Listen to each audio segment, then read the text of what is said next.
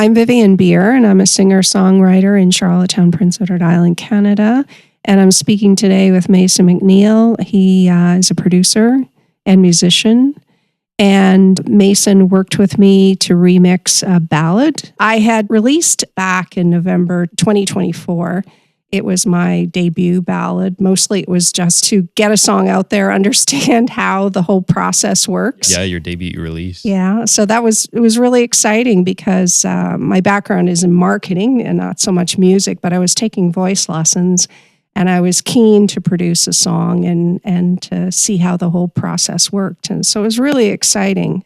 And it was great to connect with people, have my song added to different playlists. And I noticed when I was connecting with people online, there were DJs that were interested in my song. And because my background is like marketing and business, I'm kind of always analyzing what's working, what's not. Mm-hmm. That caught my interest. And someone mentioned to me that, it's probably because they see it as remixable. And I thought, that would be cool because I really love EDM music. So I just had that wish, but I didn't know anyone that produced that locally. So then Mason, you put up a video on Instagram. Yeah. And that caught my attention. So tell me about why you made the decision to put something up there. I mean, I always knew that posting on social media was like an important thing to do as a musician. I felt, honestly, it was kind of like I wasn't doing myself justice. I felt like my skills weren't ready for kind of the public. And like looking back now, that was kind of a stupid decision, right? Because the whole point is letting the public see you grow. And I kind of feel like I missed out on that. I feel like I kind of spent so much time just refining my skills without posting about it that once I did start posting about it, it kind of just felt like I was just sharing years and years of work all at once instead of kind of allowing an audience to grow with me. But I mean, social media is a necessary thing to do as an artist, whether you like it or not, whether or not it's kind of something you hate, whether or not it's something you're good at or not. It's kind of an undeniable thing that you have to at least try it or kind of have some sort of presence. And so that was kind of it was my way of starting that. Like I didn't know what I wanted to post at the time. I just made posts that I feel like kind of represented what I do. And I feel like hopefully that worked out because you ended up reaching out to me. So, well, yeah, it was really exciting because you actually showed a video like demonstrating you putting a song together, and it was enough for me to say, okay, that he gets it, and I think he would understand what I wanted to do. So it's really, really exciting to me. I think I reached out to you fairly soon, and that I had started taking a class at the School of Performing Arts at Holland College, which is a fantastic program. And to be surrounded by so many talented people yeah, it's incredible. So we set up a time to. I sent you. The very first thing that you sent me was obviously like your idea for what it was. Like you told me kind of the breakdown about how, yes, DJs were reaching out and you thought it'd be a great idea to do a remix. And I was like, yep. I was all for it because I did remixes before too, but never kind of with a goal in mind. I kind of just, whenever I did a remix, it was because it was what I wanted the song to be. And I never really did it for someone else. And I thought that would be a really cool kind of piece of experience to have. And so you sent me 1 or 2 reference tracks by an artist, Vivian Beer. Yes. And it was a very cool, I took quite a lot of inspiration from just a couple of tracks that you sent. And I think you can probably hear that in the final mix. But I had been following him for at least a year or two. Right, okay. Probably from the time that he had very few listeners on Spotify. I think somehow the algorithm delivered him to me on Instagram, and right away I really liked his work. So I followed him, and I saw he was getting more and more popular. But I liked how he structured a song. And so anyway, I had that in my mind of what I wanted. And I remember I sent you the song. I think it was at the end of the week. Yeah, maybe. And it was a couple of days later, you sent me back a demo. Yeah. I think, well, not that I want to swear, but I remember I said specifically, to quote Youngblood, holy fuck. I remember that. That was one of the first things that, like I didn't have a huge context about like who you were. And that was a really funny quote to hear from you. I was not expecting that at all, but it totally hit the mark. Yeah. Well, it told me right away that you got it. Yeah, okay. So the rest was just the polish and finishing it up. The polish is a big part, yeah. I didn't have any of the stems at the time, so what I had to do was that I just downloaded the ballad, like the original, off YouTube, and then used the built-in algorithmic stem extractor in FL Studio, the software that I use, and it basically just spat out like a mid-quality vocal that had some bleed of the instruments, but I kind of did my best to mix it in because I knew later on I'd get the vocal eventually, right? So I just kind of made do with what it gave me and tried to get a demo done just because I thought, the faster I get this done, you know, we can start the project, we can finish the project. Once I get a project in mind and I kind of feel like I'm in the flow of the creativity, which I just started really early on, apparently with yours, it just was the way that I like to work on it. So I think when you're working with creative people in any capacity, especially if they're very artistic, it's hard for them they are who they are. So you have to find the right match. So by you sending me the demo, I thought, okay, here's a good collaborative match here. So the rest was just details. I remember I asked you what you specifically needed in terms of tracks for us now to do it properly. So can you explain that? Yeah, looking back, I think I would have liked to do a bit more with the cello track, but I don't even think I asked for that at the time because I just wasn't considering it as part of what I wanted to do. I really only needed the vocal track. I think the vocal track obviously is like the most important element, especially in a ballad that's about kind of the emotion behind the lyrics. The piano would have been quite easy to just remake with like either just my own piano or a synth or something like that, like a sample library piano. So the piano wasn't a super important thing to get as a stem. I really just needed the vocal at the time because that was the kind of thing that was holding the remix back in terms of quality, just because of the stem, the way that it extracts the stems from YouTube, and the default quality of stems just off of YouTube in the first place aren't studio quality. So you get there's a word for it, artifacts. Oh, artifacts, yeah. Especially when you're using a stem splitter. It's because you're just taking a whole mix of all these elements that are playing at the same time, and the computer just has to figure out what's what. And sometimes it can't really do that properly. So, but it does a pretty good job considering the technology only came out a couple of years ago. So then the next time we actually met, we got together and actually worked on it together one evening.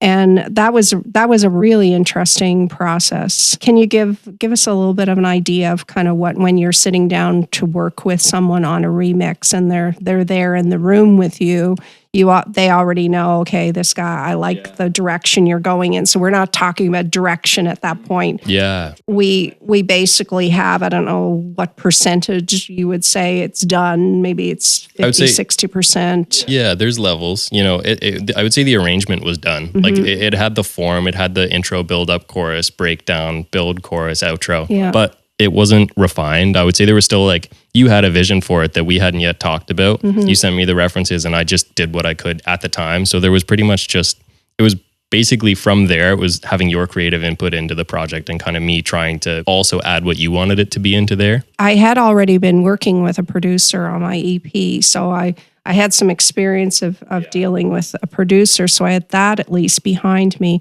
But this was a different style. And when I work with someone that I know is the perfect creative match, I don't want to go in with too defined ideas, right?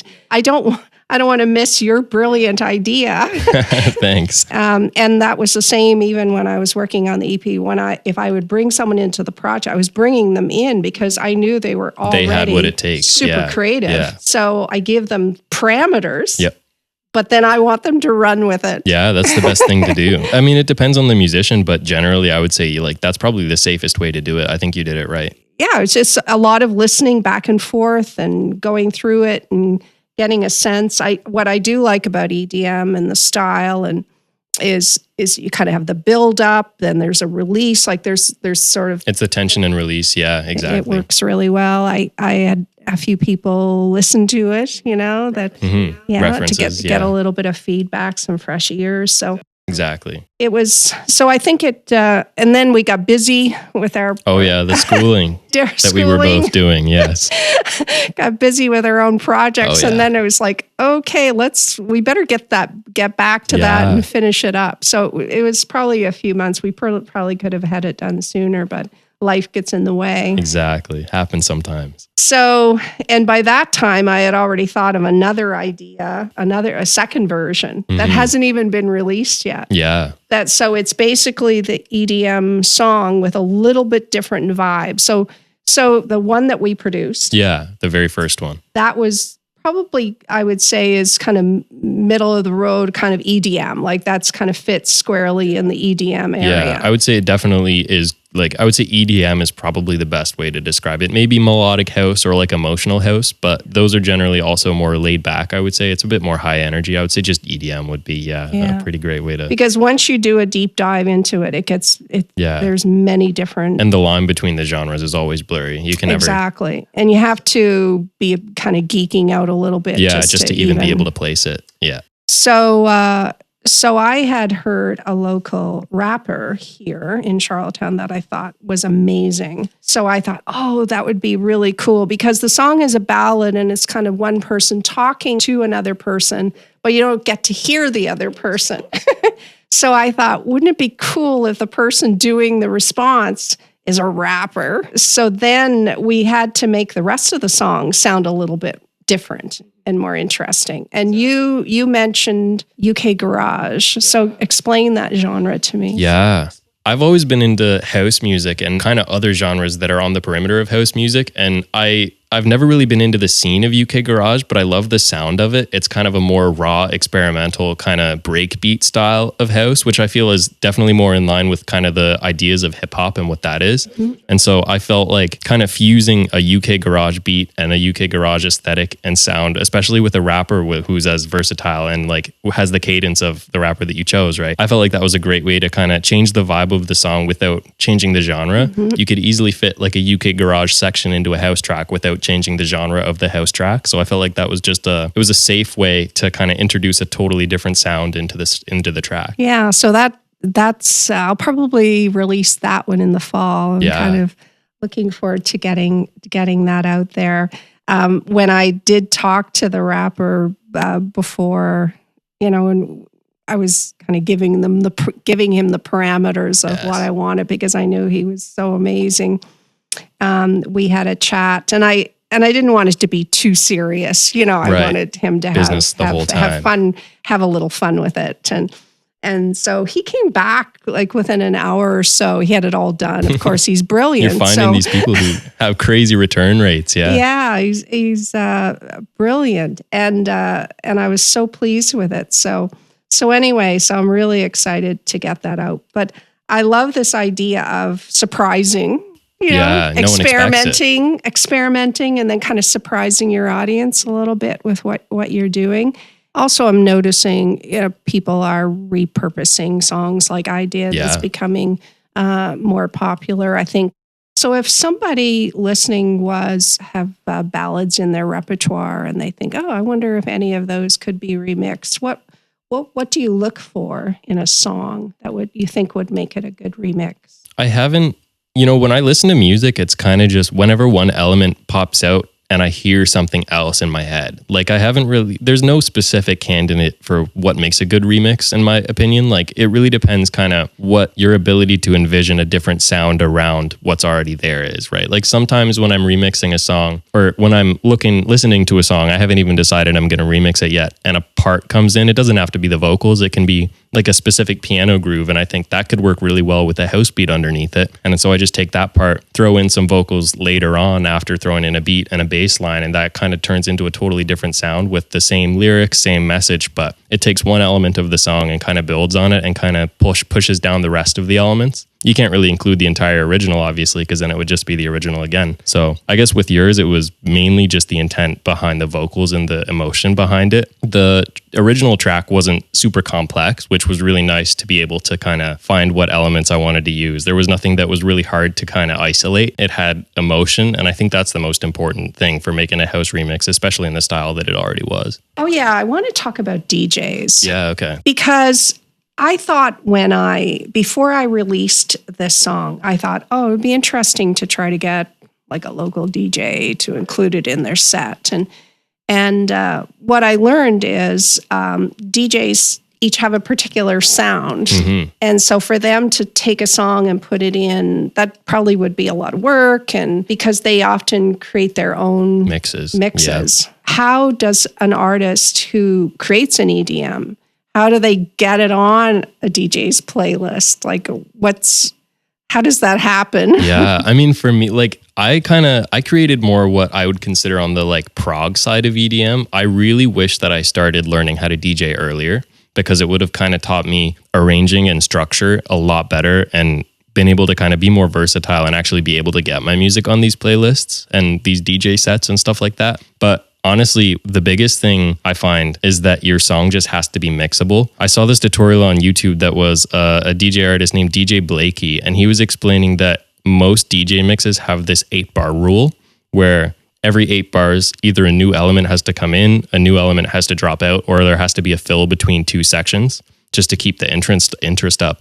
And a lot of my older music used either these extended intros, extended outros, which are fine for DJ mixes if they have drums or mixable elements, but mine were often just melodic. I find I chose the style of the EDM remix before I learned how to DJ. And I feel like if I could go back and just start DJing before I did the remix, I feel like that would have really helped me nail down what to add, what to take out, and kind of specifically what to include to help push forward a DJ mix. Whereas now, I feel like if I went back and did it, I might be able to do a better job. I don't know for sure because I haven't tried it, but... Well, I was quite excited when I found out you bought a console. Yeah. Because I thought... A couple of decks. If you could be a DJ, then you could produce artists' music in the style that works with your DJ style. Exactly. No, I know. It starts the opposite way most of the time. Like DJs start learning how to produce, but I've been the complete opposite. Like I always put off DJing for so long. I don't know why, but I think now starting to do it, it's been a really cool, interesting experience. And I'm hoping to get out there and actually play some sets, because I feel like just DJing in your room doesn't really do much for either your reputation or knowing what's going to work with the crowd and what's not, because you're just playing to yourself most of the time. So hopefully get some sets going soon. Well, you mentioned something earlier to me that I thought was really interesting. Because you are a musician, you play the trumpet, correct? I play, mostly trombone is the primary instrument, but I do dabble in trumpet occasionally, yeah. So you obviously have performance experience. You've graduated from a performance school. Yes. So I thought it was interesting that you were talking about an event where there could be some DJing, but also some live music. Yeah. And I thought, well, that would be really interesting. Yeah, like live bands with the DJ. That's my current project that I'm working on. But I kind of have to get out there and play a couple of sets before I can decide what to actually include in a proper set or what isn't going to work and that kind of thing. Right now, it's really just a concept, and I have a couple of people that are going to join me for the show. I don't know how high my hopes are for the show. I know it's going to go like fine. Like I don't think it's going to blow anyone out of the water, but I definitely think that what we have is a cool idea, and it can definitely be built on in the future. And I think just the unique concept is kind of what's going to hold it together for a little while before I can kind of refine the ideas. We talked about it earlier, just even being a musician and having to promote yourself on social, and you kind of wait for something to be perfect or polished, but if you wait for that, like it just never happens. So I think people do like to see the raw experimentation. Definitely. And see how an artist evolves. So I think it's the same, with what we're doing here. Kind of we're learning and experimenting and trying things because you never know what's going to work, Exactly. It's throwing so many items at the wall and just seeing what actually stays there. Yeah. And I think I know being an audience person with musicians, I do like to watch, how they evolve and experimenting with different sounds and different ideas. I think because we're all trying to figure it out. Exactly. And if we play it safe, then there's nothing innovative. You never evolve. Yeah, you might gain some form of success, but you're not really doing yourself justice either. Yeah, I remember hearing a story about a band. This is back. It was more music history because I love music history. Their amp fell off the back of their car, and they showed up in the studio and they plugged it in just to see if it would work because it was probably all they could afford, right? And it had a bit of a wonky noise, but but they just went with it anyway, and it became the sound. Labeled it as a creative decision. Yeah. Yeah. So, and that's happened a lot. You hear those stories all the time. Yeah. That the accidents sometimes can be the brilliance. And it's fun. It's also now because with different genres, it's not like a clear lanes anymore. There's never clear lanes. Yeah. People are kind of mixing different genres together, and it's always fun just to see, okay, what if you put these two things together? What do you get with that? We had took this class in the School of Performing Arts, which was a jazz studies class, and it kind of taught about kind of when that started. And I don't know if this is the earliest kind of instance of this, but it was when classical musicians, or jazz musicians rather, started studying classical music, because at the time classical music was the only studyable like style of music. And they came back from being like deployed during the Second World War, and they came back on this thing called the GI Bill, and it kind of allowed them to go back to school, and it paid for their education. And so a lot of jazz musicians started incorporating elements of classical music, and then that evolved into jazz and classical music. That evolved into jazz and classical musicians incorporating elements of rock music once the electrification era happened, and then that became pop music and jazz music and funk music, and it all kind of merged together. And then you had these products like bands like, Chicago creating all this music that doesn't really have a sound that fits into any genres, but it's completely unique and fuses all these elements to create something new. And so that's just been skyrocketing since then. And now there's not really any genre labels. It's just kind of what you think your music fits into. That's what other people are going to call it. If you call it something, they're going to call it that. But genre labels are really less important than they used to be. I like when musical influences come out of culture, because then it just feels so authentic. Now, I've been doing some prog metal, and in the School of Performing Arts, one of the classes we were gathering sound effects. Yes. And so I love the idea of sound effects being moved into music. And I was actually doing it before because my songs, I wanted them to have an atmospheric element. Right. So I was pulling sound effects in, but I wasn't really thinking too much about why I was doing it. It just seemed like it was the right thing to do.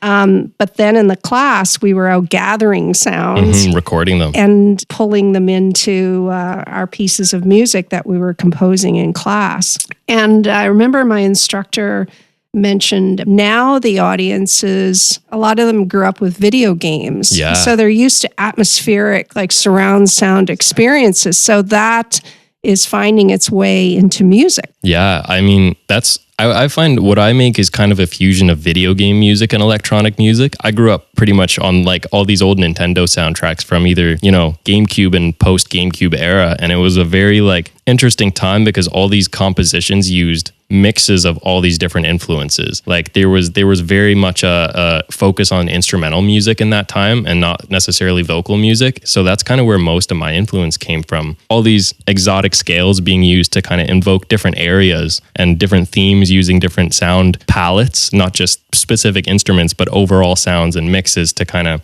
give the vibe that a volcano's hot or that the ocean is deep and that kind of thing, and make you feel like you're in the aquatic ambience rather than just in the ocean, right? And we also learned in our class to take a sound, and manipulate it. Oh yeah, into sound other design. sounds. Yes, which was really fascinating. So I have some sound effects that I want to work them into my music in the future. Yeah. I used this default FL Studio like stock sound effect, and I created this background pad out of it. It's just like a vocal, like one of the corniest vocals you can imagine, like dry, no reverb or anything. It's just someone like humming into the mic, and we looped it, put distortion, and then kind of EQ'd the high end to make it less harsh because distortion's really loud, and put so much reverb on it. And all of a sudden it just sounded like this perfect area fill pad in the background to kind of bridge between these two sections. And so I tried it pretty much every project that I do actually now. I try to incorporate these sounds that no one would ever think to put in, because part of what I really like about electronic music is that you can turn one sound into something that you would never guess is that sound using any combination of tools, any combination of synth plugins, effects plugins, automation techniques,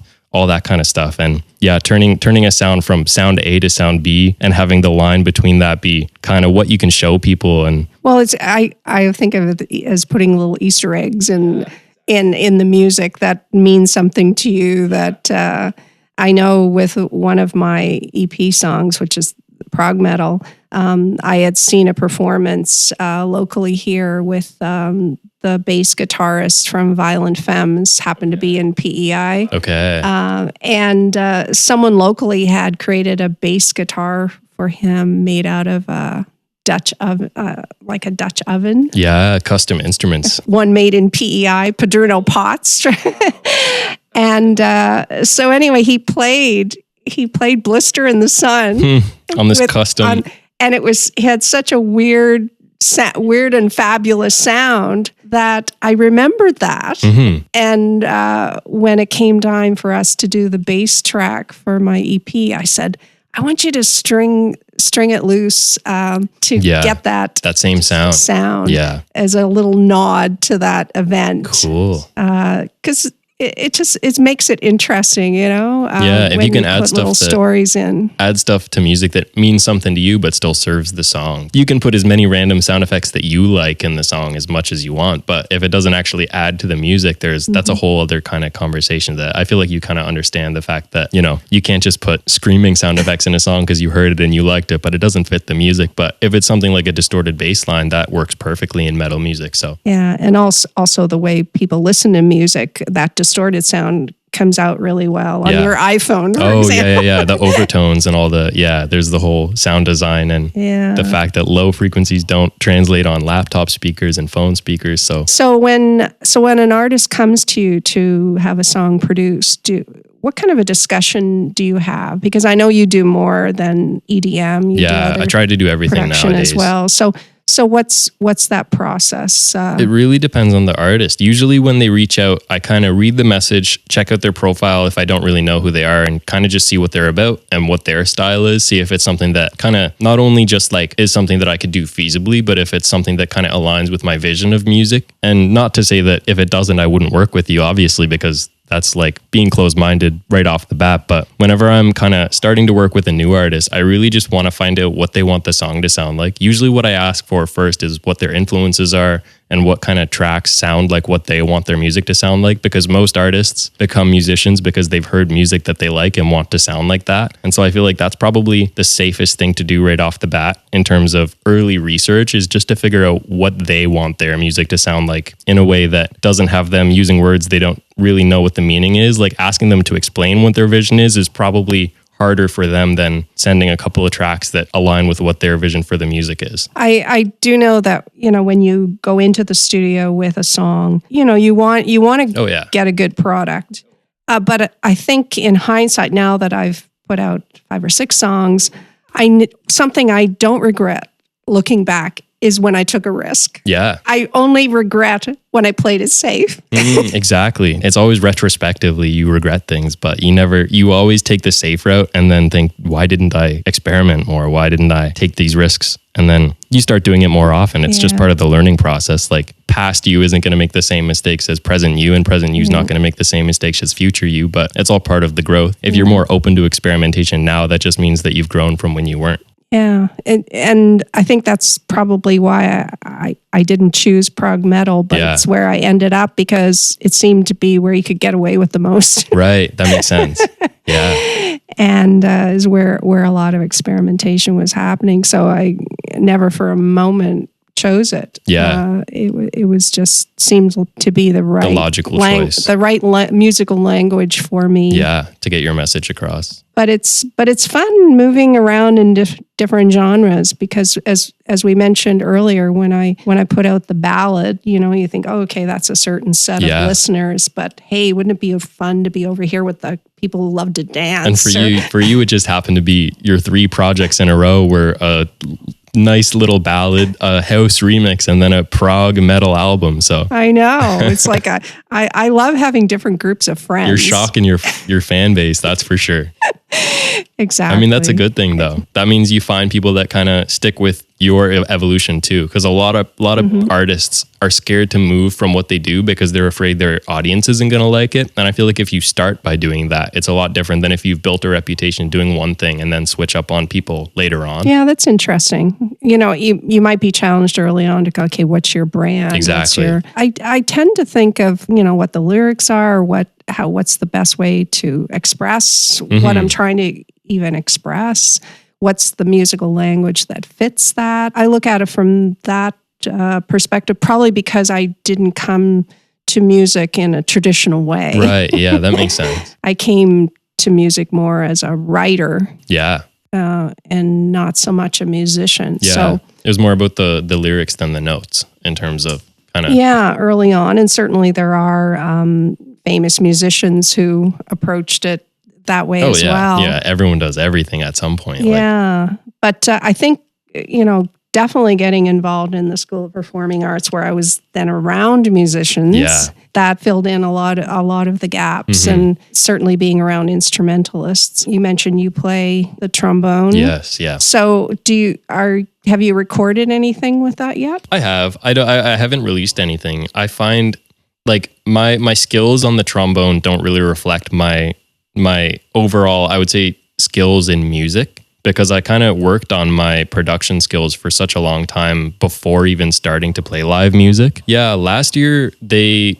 were doing the graduation show for the year of students that was 1 year older than me. So the graduating class when I was in my first year of the program, I recorded a couple of demos just because they wanted me to do a couple of arrangements for the end of the year show, because it was an island jazz and we had a couple of charts that I had music that just never got played. And so I was like, would you guys mind if we played a couple of tunes that I wrote? And pretty much my first time recording my trombone was actually just to make those demo tracks to kind of show them what my kind of vision for the song is. Not that I was really particular or picky about it, because I was pretty much open to whatever interpretation they wanted. I just knew that some people learn music better by hearing it. So I just wanted to make something that was listenable. And since then, I've really only used trombone as kind of a layer. I've never really created a song where it was the main instrument. I feel like I probably should do that in the future, but it doesn't really, I'm not as good at trombone as I am at production right now. And I think I have some catching up to do before I really want to kind of tackle a trombone-based project. I tend to think of instruments as like ingredients in a great recipe. Oh, yeah. I like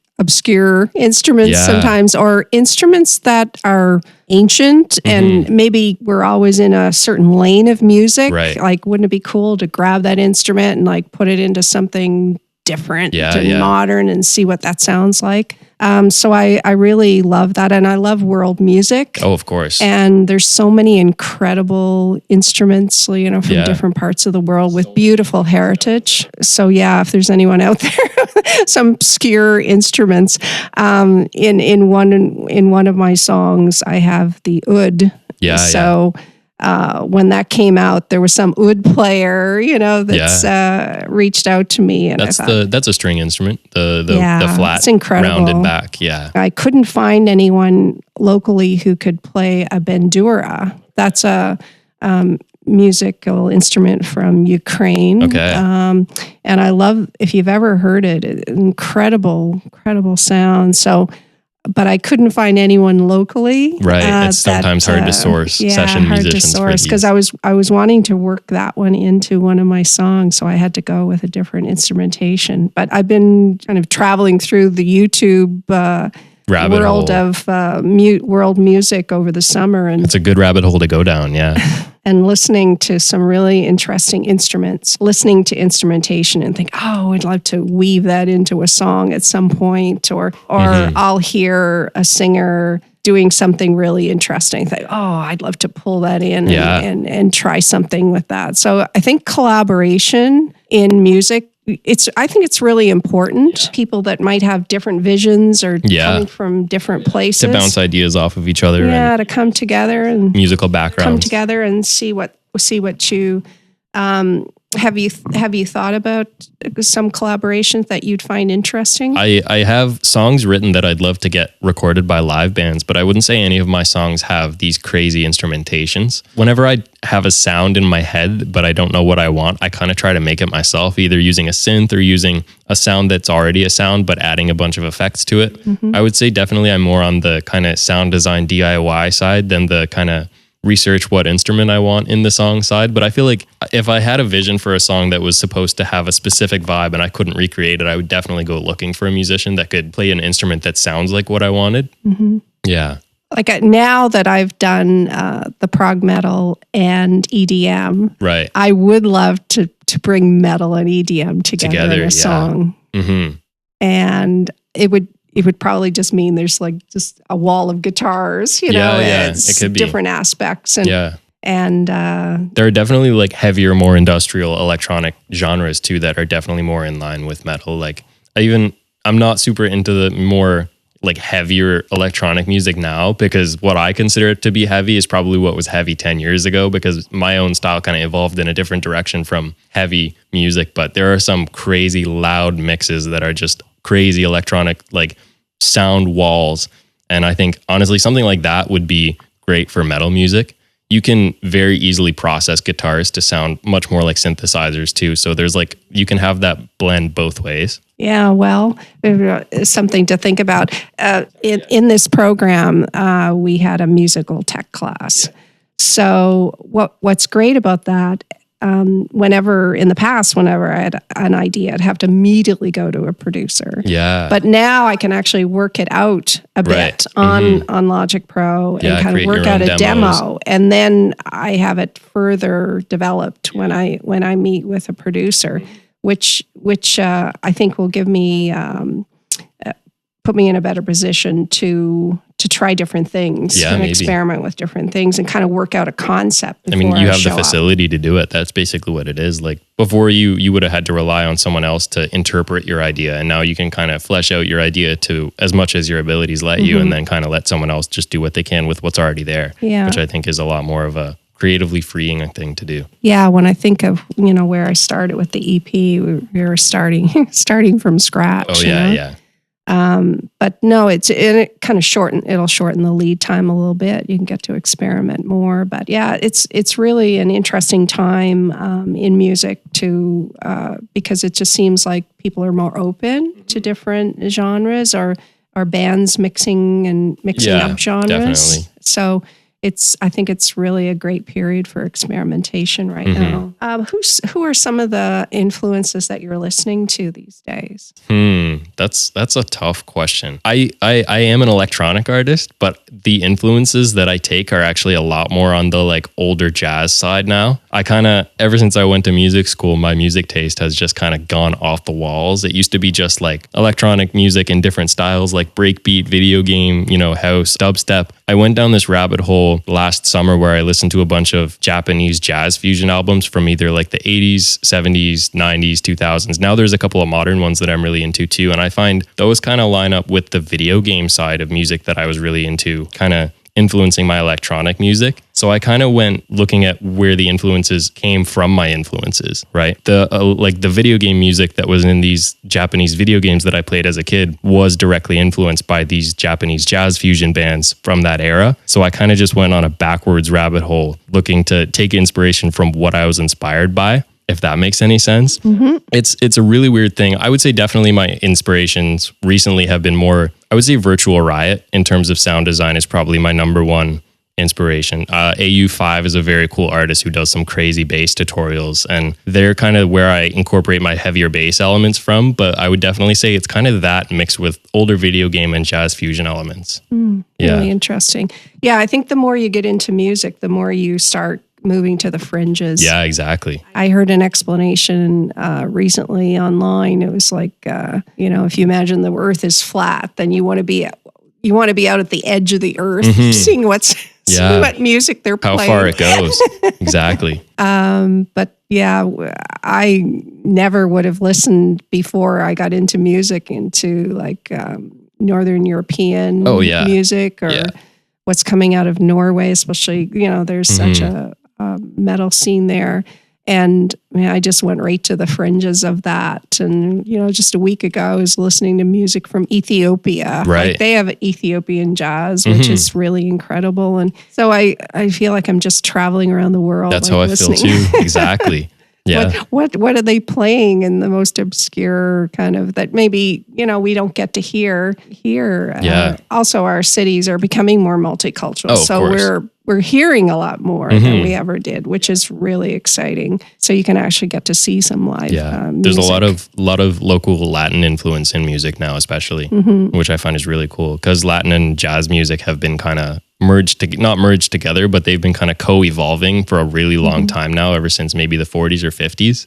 And so like especially now with kind of Latin grooves making their way into modern like pop music, even with people like, you know, this is a very mainstream example, but even like One Dance by Drake has a very Latin drum feel behind it. And so I feel like that's kind of recently become more of a influence in a lot of popular music. Like Latin music has really taken off. When I was listening to a lot of this older kind of jazz fusion music, and it got me really thinking of taking these basic chord progressions and kind of adding these extensions to them. And it's kind of a whole jazz language of taking these kind of standard pop progressions and changing any specific chords or adding notes to the chords to change the feel of them. And so that's kind of, I did do that strategy a little bit in the remix where, you know, originally when I listened to it, it was a bunch of basic chords on piano. I don't want to say they're not creative choices, but the chords themselves don't have that many notes. A lot of them, I would say mostly are triads. And a lot of what jazz language is just taking kind of these triadic ideas and adding upper extensions or substituting notes out. So I think I turned, obviously this is like a basic extension, but I took the one chord and added a major 7 to it. And all of a sudden the very first chord in the song has kind of this entirely different feel to it. I like that because I've been listening to music and listening to people analyzing music, and sometimes just one chord is like the magic. Yeah. That's why I listen to jazz music now, is because my ear can kind of, it's past the point where jazz sounds like noise to me, and I actually can kind of understand what the chords are doing and why they sound the way they do. And every time I listen to jazz, there's always like one or two chords that I'm like, man, I have to figure out why these work. They're chords that I can't name by hearing them, which is also something that I'm trying to get better at, just being able to hear progressions and name what the chords are just using my ears. But there's always these chords that I'm like, man, I have to sit down and figure out what these are, what they're doing. And kind of that's been a really good way of kind of just increasing my understanding of music and how to change these chord progressions and make them more interesting, like I tried to do. Well, anyway, I was really pleased with the result of the remix. It's been released now. I released it in June, got great feedback. We got on lots of playlists. Yeah, that's good. I saw that. You did so much work doing that. Yeah. Well, it's to me, when you release music, it's so interesting who you connect with. So it's just fabulous to connect with people. And often these curators are musicians. So it's just really interesting. Some of them are from Canada, some of them were from Europe. And it's just, I love connecting with them. And eventually you kind of build a relationship. And then you get to the point where they'll reach out to you and you say, okay, just give me whatever you're going to release from here on, because you've kind of proven yourself to them. You've so become they're ready one of to their add regulars, customers, basically. And I've been introduced to a lot of their music, and I've made a point of promoting it because it's really fascinating. So I think connecting is just one of the most beautiful things, and it's kind of where it all starts, and it's very organic that way. So part of the reason why I reached out to you, Mason, to do this chat was it's interesting to find out what happens kind of behind the scenes. Yeah, right. Like when you put out a song, if it's 2 or 3 minutes, or if it's prog metal, it's 6 or 7 minutes.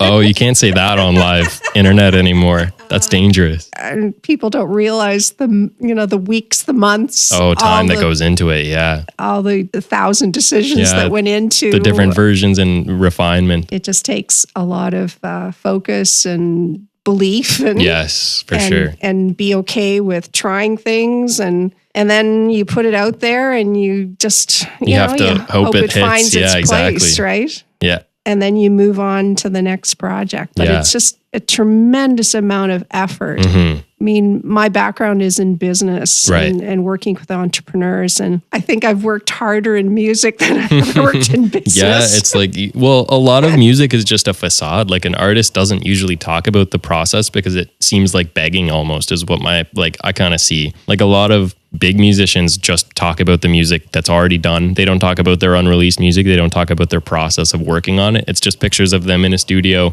with the song pretty much done. You don't see really much of the build up to it. So it's kind of I don't want to say gate-kept subject because so many smaller artists are posting about the process, but it's definitely not something that kind of the public has an understanding of, for sure, not yet. Well, it's just for a musician now that you have to be so many different things, right? Once the song's out, then you just change hats. Now you're the marketing person. And so now we have even more of a platform to be able to tell stories. So anyway, it's been great talking to you today, Mason. Yeah, and you too. We don't seem to have any trouble thinking of things to talk about. Going off topic, yeah. So now, after all that work that we put into it, we want everyone to listen to the music that we created together. Exactly, yeah. It wouldn't be a full episode if we didn't play what we're talking about at the end. So, and thank you very much. I really appreciated all the great work that you did for me. Thank you for having me. You want me to be your friend, boy. You expect me to think you're perfect. Tell me your fears, and I will tell you mine.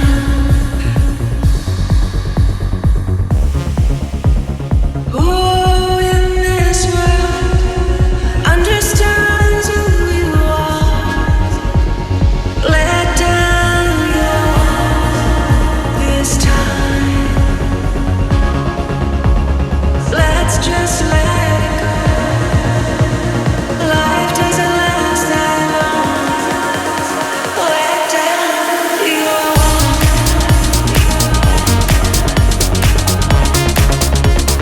Let down your walls. We can lift each other up and watch each other fly. Let down your walls this time.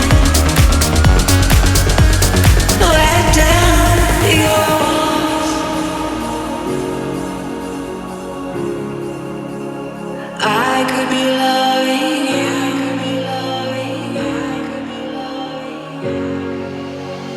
just the way you are.